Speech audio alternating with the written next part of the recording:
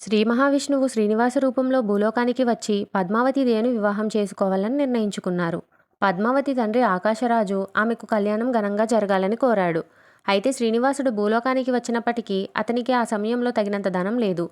వివాహానికి అవసరమైన ఖర్చులు, ఆభరణాలు, వస్త్రాలు, ఆహ్వానిత దేవతలకు చేయవలసిన ఆతిథ్యం వంటి అన్నిటికీ విస్తృతంగా ధనం అవసరమైంది. అప్పుడు శ్రీనివాసుడు కుబేరుని వద్దకు వెళ్ళి అప్పు కోరాడు. పౌరాణిక కథనం ప్రకారం శ్రీనివాసుడు కుబేరుని నుండి 1.25 లక్షల మాణిక్య రూపాయల అప్పు తీసుకున్నాడని చెబుతారు. కుబేరుడు శ్రీనివాసుడికి అప్పు ఇవ్వడానికి ఒక నిబంధన పెడతాడు.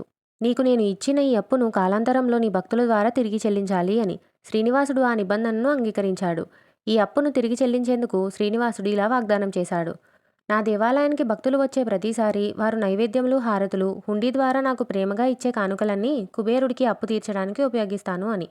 అప్పటి నుండి తిరుమలలో భక్తుల హుండీలో వేసే కానుకలు అన్నీ శ్రీవారు అప్పు తీర్చేందుకు కుబేరునికి వెళ్లే ధనం అని అందరి విశ్వాసం.